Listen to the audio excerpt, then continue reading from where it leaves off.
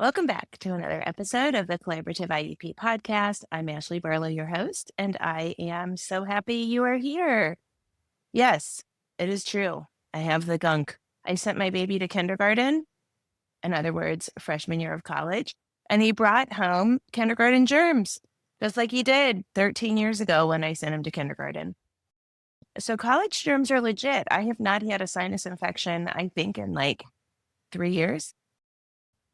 And here we go. So pardon the voice. Also, you might have noticed I put on stories this week that I moved my office again. This is like the sisterhood of the trampoline pants. I had my office. So when I sold my office building in 2022, I think, maybe 2023. Anyway, when I sold my office building, we decided to flip flop rooms in our house.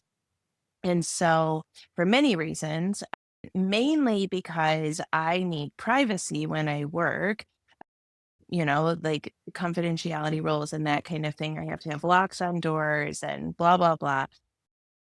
So, mainly for that reason, we took our old TV room. I'm sitting currently in the home office, a room that was intended to be the office.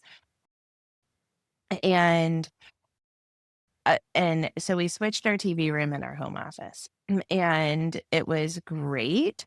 My the old TV room is a really big room, and so I had several desks in there. I had like my L-shaped desk, and then I had a desk behind it, and I had all my filing cabinets, and I even bought a little bit of new furniture from Pottery Barn. My desk, and there's a Pottery Barn desk, and I love it, and it was just wonderful. Um, but it was like a completely unnecessary use of space, and I said to Brandon, "I think I can have that desk in there when I have my confidential conversations up against a wall in the corner, and that we could go back to having a sectional couch in here, and everything would be great." The problem with the home office as a TV room, it was like a den. See behind me, the TV support is still up.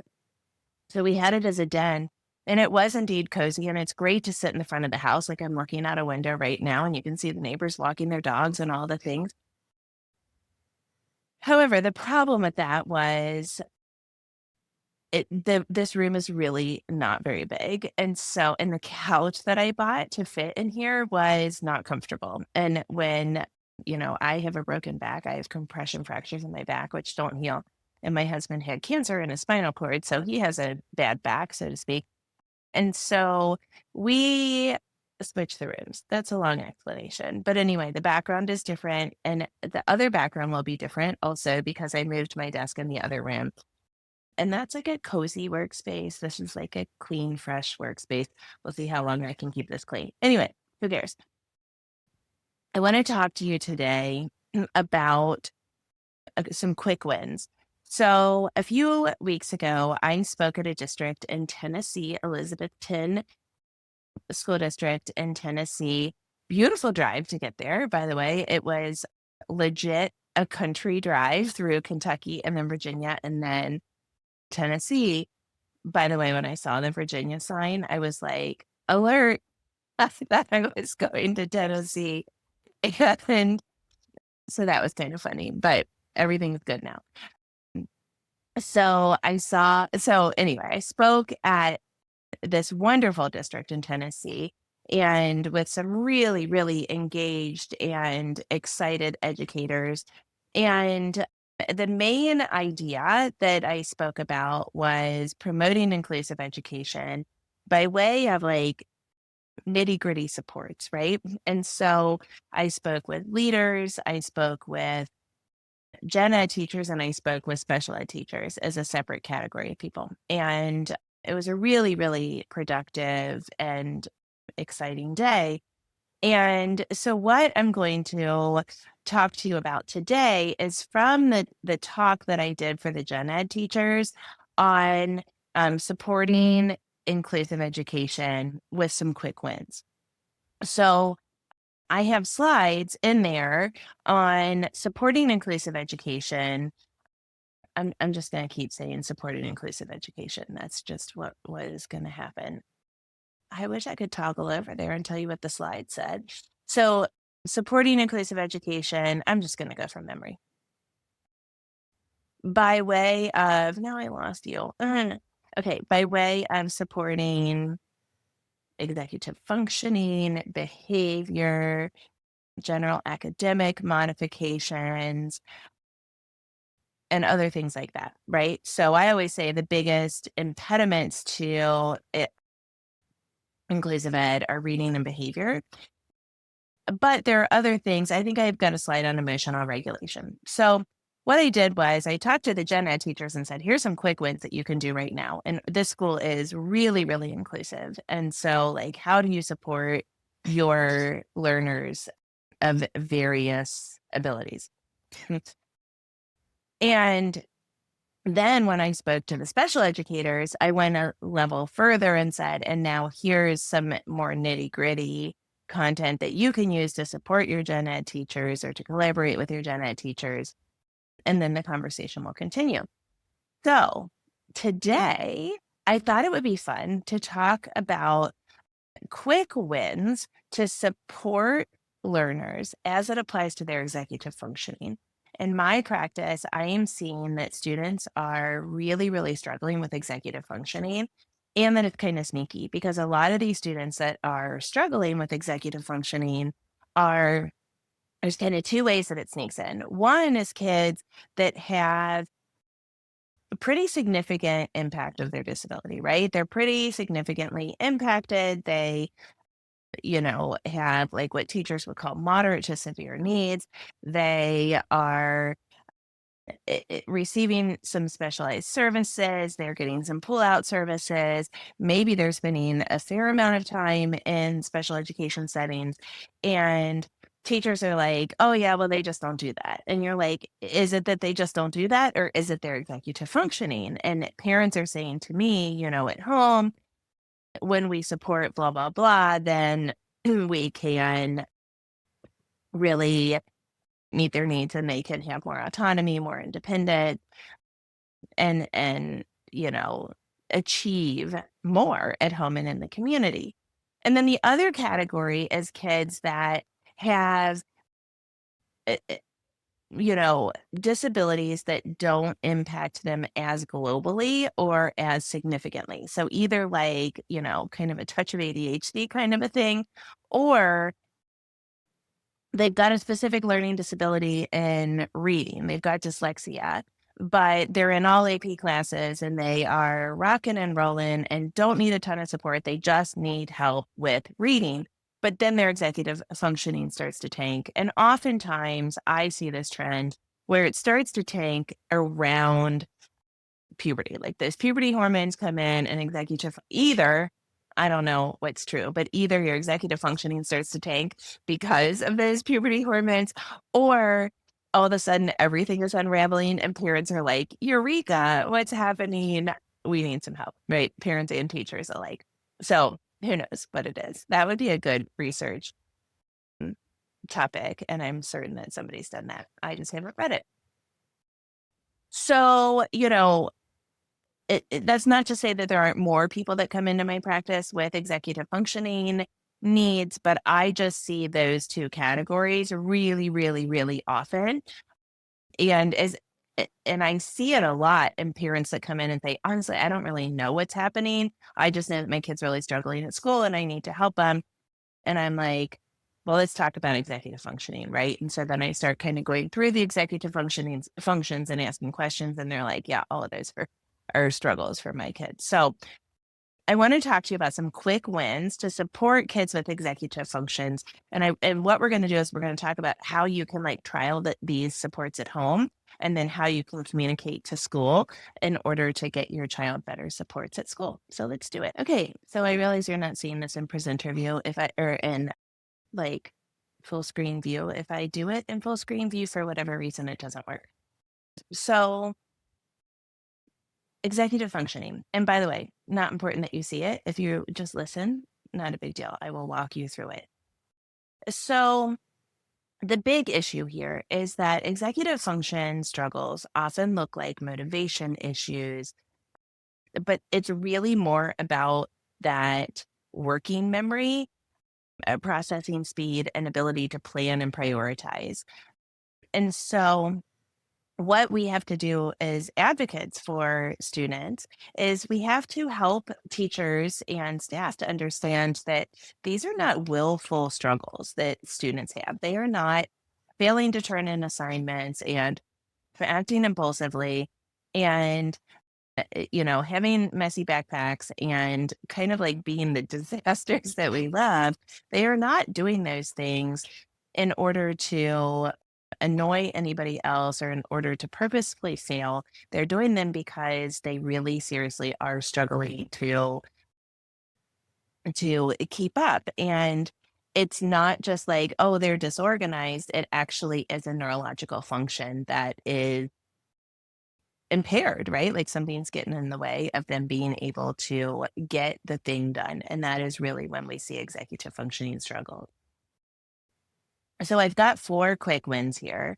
And the quick wins that I have are using visual agendas and schedules. I'm sorry, visual agendas and checklists. Number 2 is timers for tasks and transitions. Number 3 is chunking and self monitoring. And number 4 is breaking long assignments into steps. So let's start back at number 1, posting visual agendas and checklists.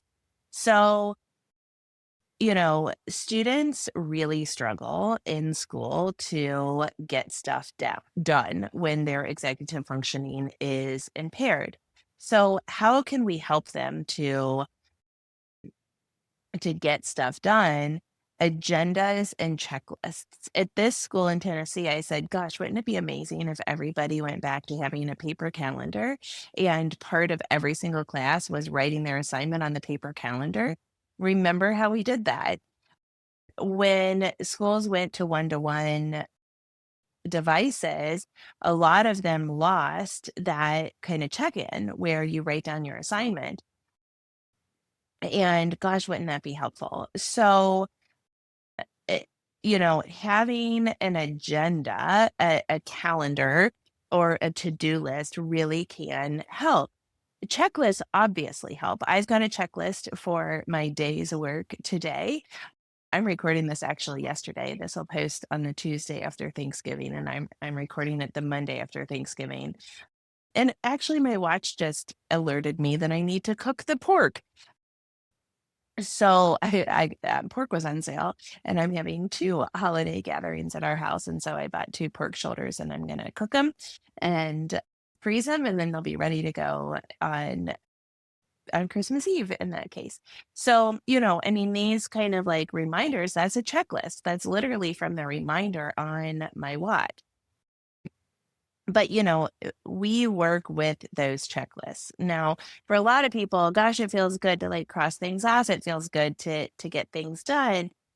But for some people, that becomes really necessary and it's necessary as part of task management. So task management is a human's ability to start a task, to maintain the task, and to finish the task.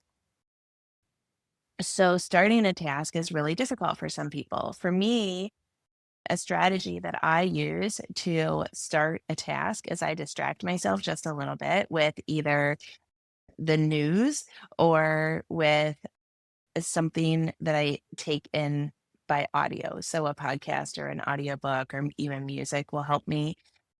So like literally I take a bath almost every morning. And in order to start my bath, like I'll just sit in there and I'll scroll or I'll think or I'll meditate or whatever. And then it's like time to start like actually washing my hair, shaving my legs, excuse me, those kinds of things. And I have to sometimes like start my book in order to do that. So just a little bit of distraction helps me to get things done. And that's okay. That's like everybody's brain's different. And that's something that my brain kind of struggles with.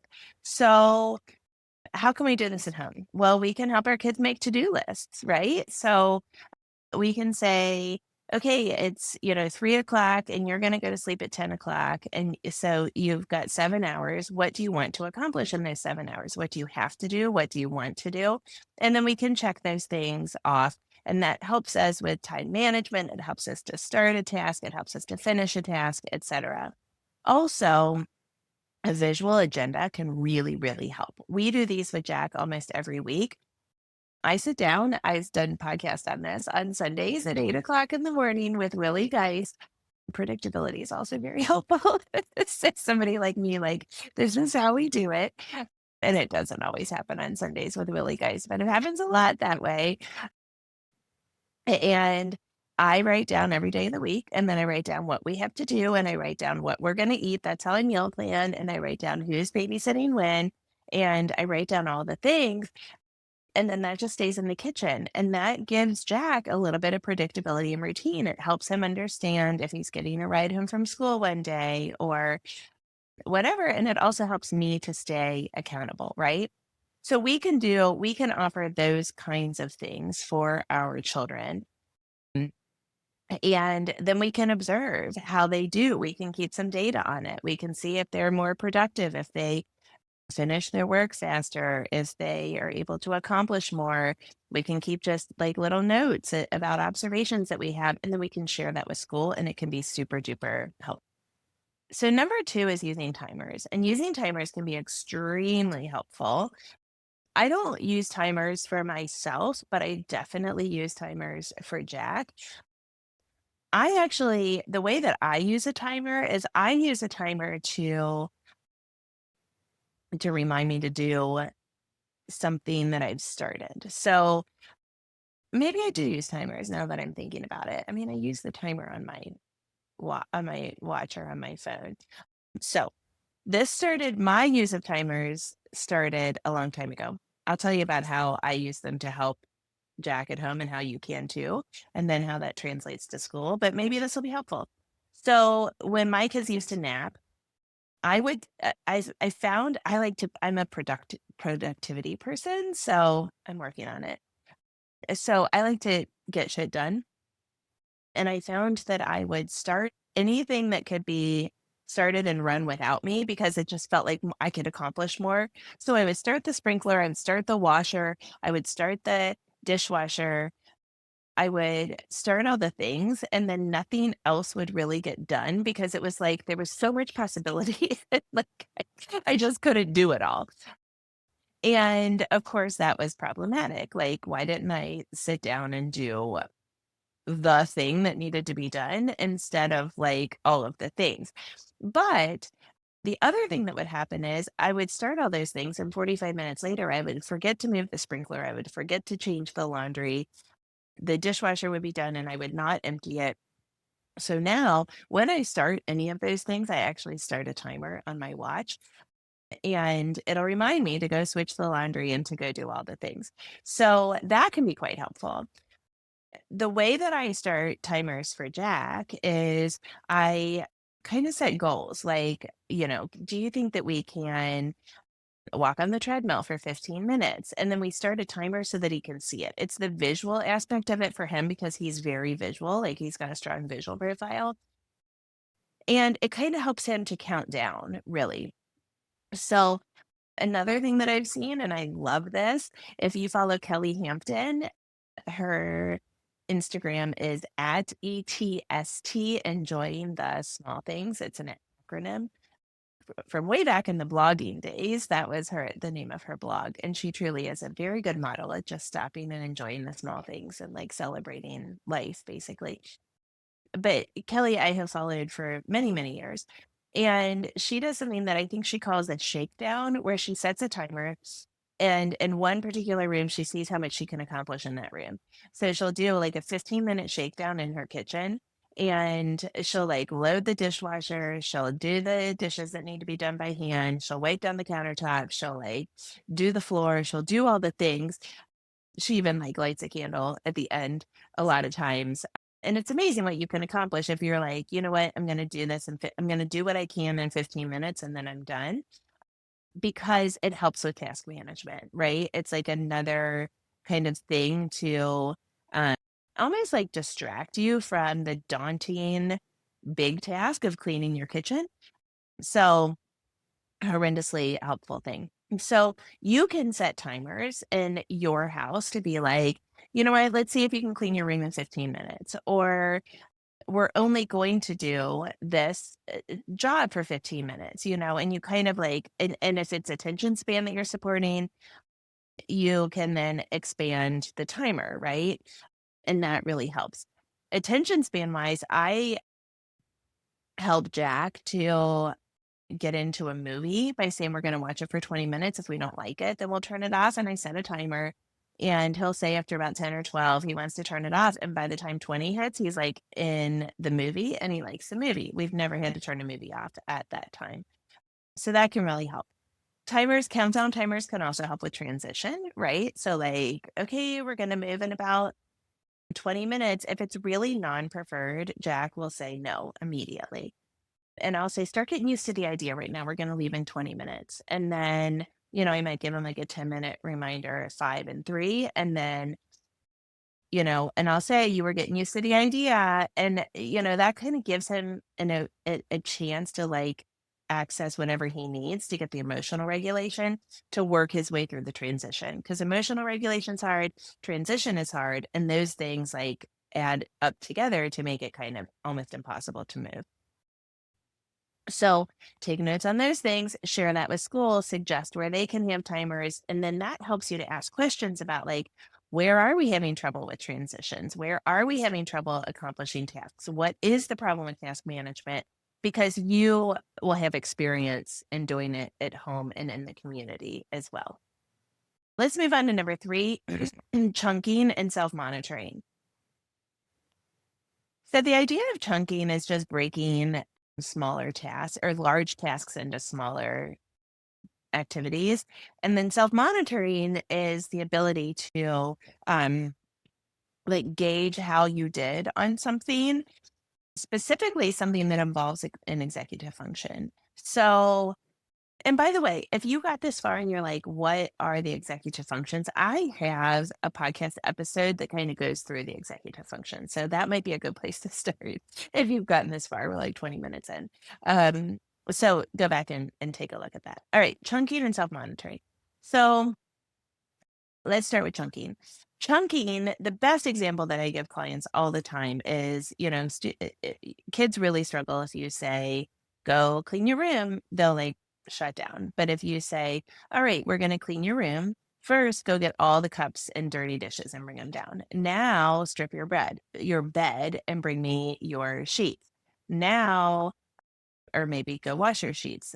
Okay, now we're going to vacuum, and you like break it into the different tasks besides just cleaning your room. That can be super duper helpful. I remember when we first got our first house, or I guess I got my first house, I really struggled with how you clean. Do you clean one room at a time? Or do you go and clean, like dust all the fans and then dust all the shelves and then clean all the light switches? And I still honestly kind of do both. Like sometimes I'll just go on a light switch, like um rampage, and I'll do all the light switches. Today I'm going to do all the doors because the dog likes to drink out of toilets, you know how dogs do. And if you don't, and you think that's gross, every dog does it. And so her nose, like her dirty nose, has gotten all the bottoms of the doors. And since I don't feel well and Griffin just left, I'm gonna probably do the switch plates and the door handles too, because that's always a good idea to do, every week or so in this winter season. So it's like what the system is, right? So what is the system and how do we take the big chunk of, like, let's say that is disinfecting the house. And then how are we going to do it? How are we going to break it down into smaller, simpler tasks, right? So we can do that obviously on assignments. If you get like the science fair assignment, well, you've got to like choose your thing, and then you've got to choose what you're going to research, and then you've got to prepare for the research. Then you've got to do the research, and you've got to keep the data at the same time, and then you've got to report it, and then you've got to make the trifold board to present it for the thing. And so, for the science fair or whatever it is.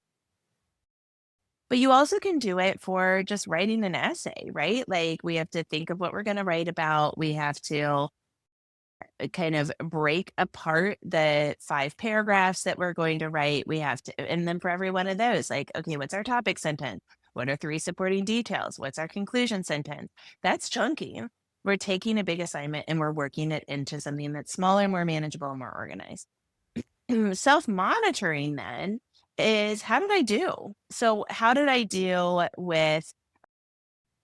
my with my emotional regulation here? How did I do with my planning? How did I do with my prioritization? How did I do with my time management? How could I improve?